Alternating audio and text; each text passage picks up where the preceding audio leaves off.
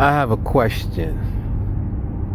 If you met a new partner, let's say as a male, you meet a new female and you decided you wanted to get into a relationship with this individual.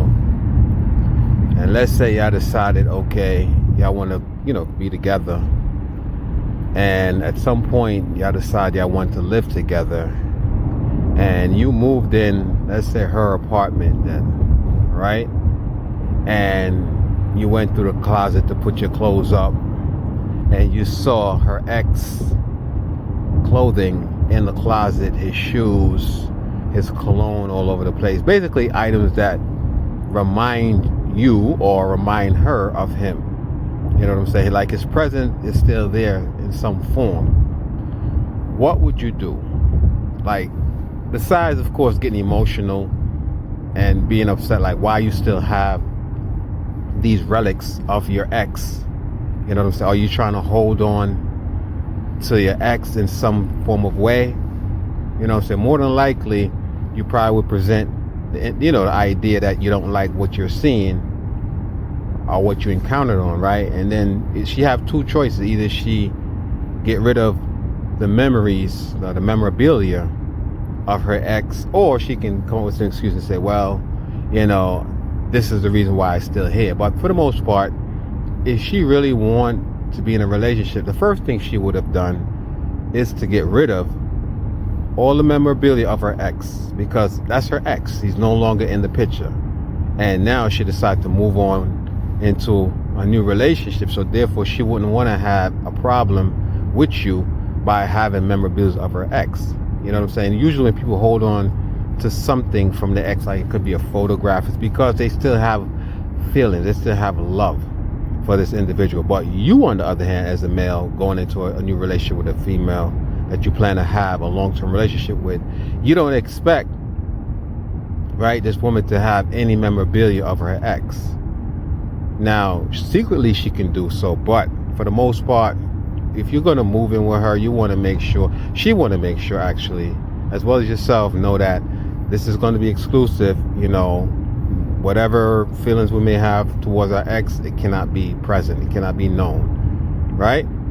So more than likely, if she planning on having this man move in with her, and I'm talking about if this is her apartment, she's going to get rid of the memorabilia. Vice versa. Let's say you as a male, you decide to move in shorty, right? You ain't going to have your ex clothing or shoes or makeup or whatever around. Especially at this point, you decide y'all going to move in together. It might have been a couple of weeks, maybe months that y'all decide to move in. So by that time, it shouldn't be any relics.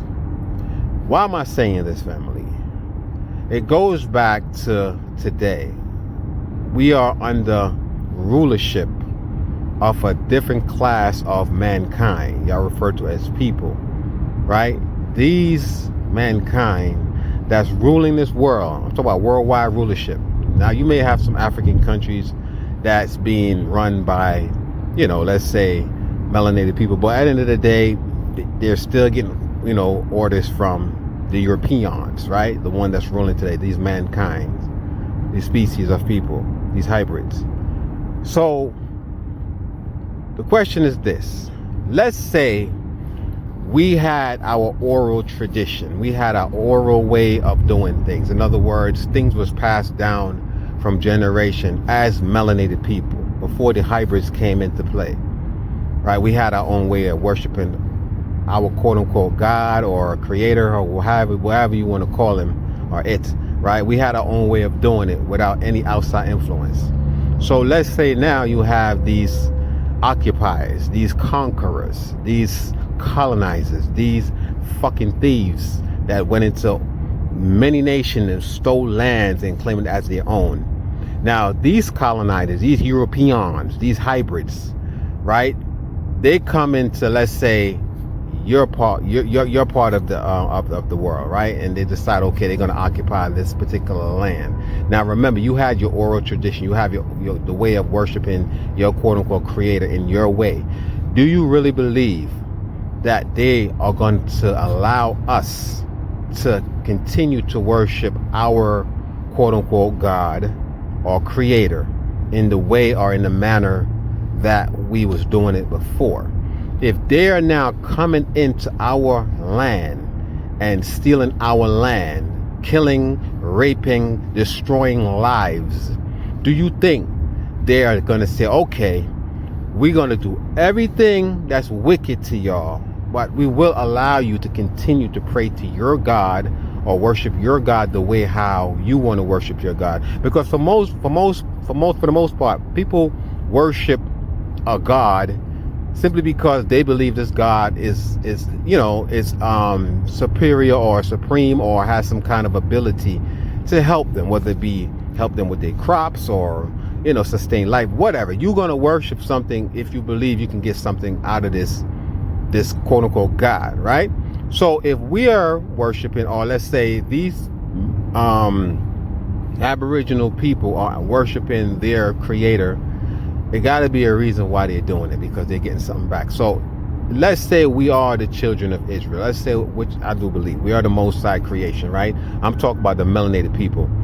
And the Most High, or our God, decided, okay, this is how I want you to acknowledge me, how I want you to worship me. This is what I want you to do. I'm going to give you the Torah, right? Give you the law, statutes, and commandments, and the dietary law. This is how I want you to worship me. You should not have no other God before me, right? You're not supposed to, take on any form of our engraved image. There's a speed. It's so ironic. As soon as I got into the Torah portion of the video, the damn GPS decided to interrupt, but I'm gonna keep it moving. So, as I was saying, right, the Most High gave us a way how to communicate with Him, right? Gave us a way how to eat, to sustain our body, so we can have longevity in our lives. So He gave us a dietary law, tells us what to eat, what not to eat.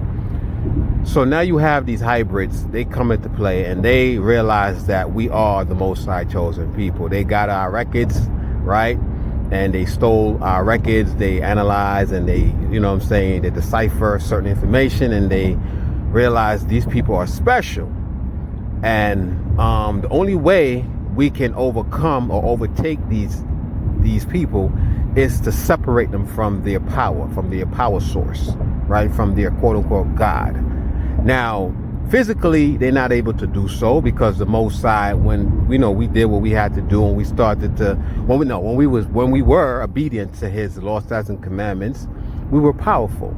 So they realize the only way now we can disrupt this connection with their quote unquote God is to separate them from their God. And one of the things that they did, right, one of the commandments was not to put any other God before the Most High. So what they did, they invented another God, the God of the Bible, the New Testament God called Jesus Christ. So also what they actually did, they plagiarized many passages from our Torah, many, let's say, books from our oral records. They plagiarized. In other words, they copied, and they did a remix, family. They did a remix. They gave us the Bible, the Helio-Biblical Sunbook, including the Old Testament, because a lot of the Old Testament was actually plagiarized as well. But I'm not going to go there, because I know how you Hebrew Christian feels about the Bible. Now okay, we can understand the New Testament being fucked with, but not the Old Testament. Oh yes, indeed, the Old Testament too. A lot of contradiction. However, let's stick to the topic. So they gave us the New Testament so-called Savior called Jesus the Christ, right?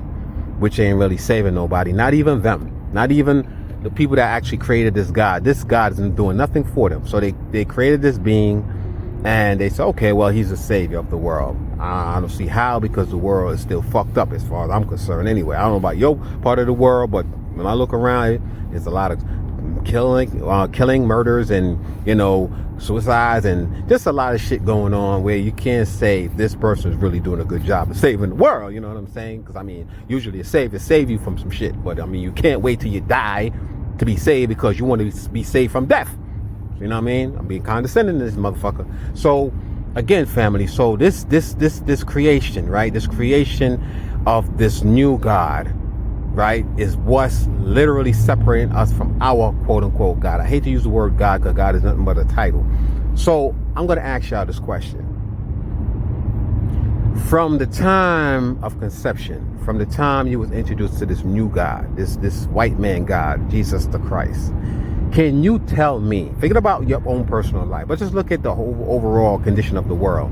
Can you tell me from childhood, right, to present day 2023, we're in the month of, what's the month? We're in, actually March. This is probably March 2nd, right? March 2nd, 2023. So let's say when you was younger, whoever's listening to this video, when you was younger, look back at your childhood and look into today's way of life.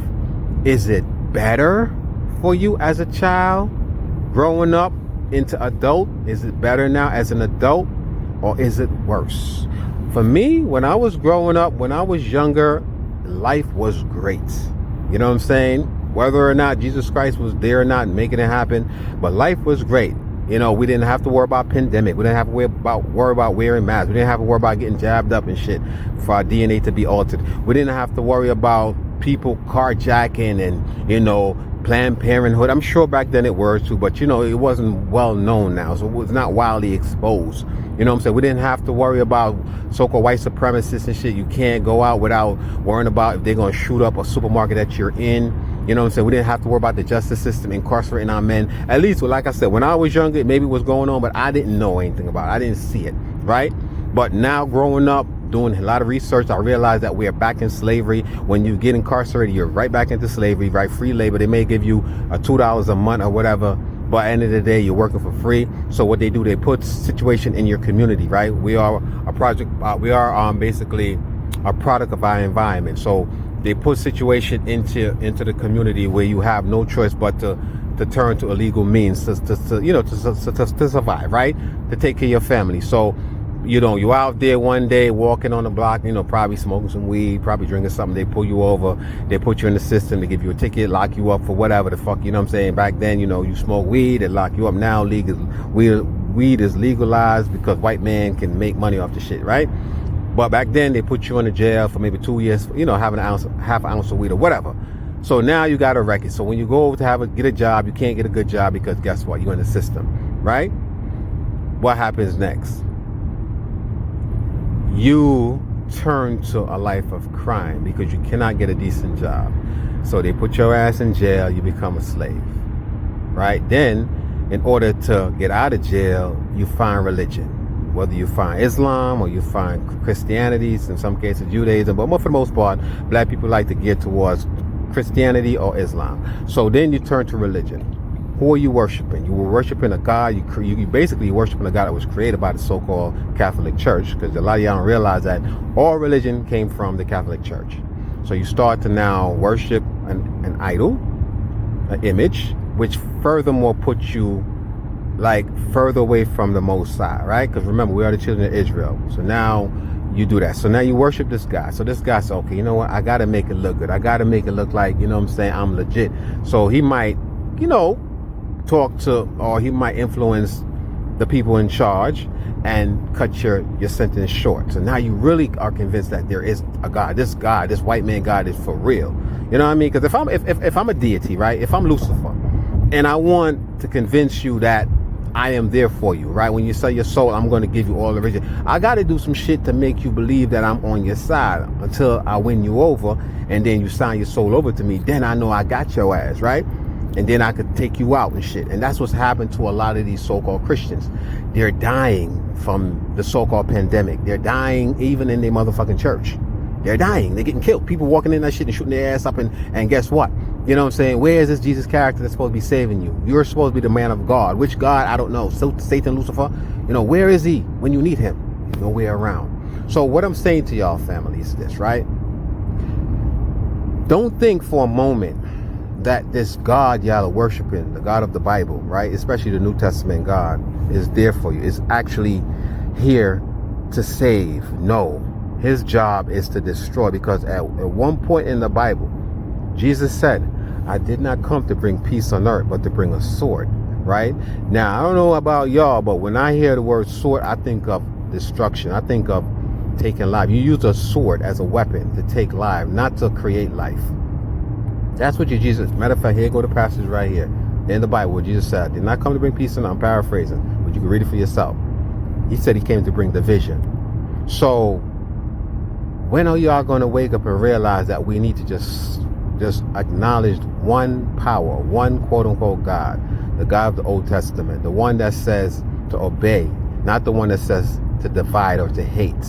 You know what I'm saying? We have been lied to. The New Testament Savior has been created by the so-called white man. All along, y'all been worshiping, even the so-called white people, they're worshiping a false God, right? The Bible said he was going to, this Bible that we read stated that he was going to send a strong delusion that we believe a lie. Here you go. This God of the Bible was going to send a strong delusion that we was going to believe a lie. Now, which God was it? Was it the God of the Hebrews that was going to send a strong delusion that, you know, the people that didn't want to serve him was going to believe a lie? Or was it the God of this world, Lucifer, that was going to send a strong delusion? That's a question that y'all have to, you know, answer for me. Which God was it? Was it the God of the Hebrews or was it the God of this world? Because it didn't specify. It didn't say the Most High. It says the God, right? God was going to send a strong delusion. And for me, God is none other than Lucifer, aka Jesus Christ. Stay tuned for part 2. Shalom.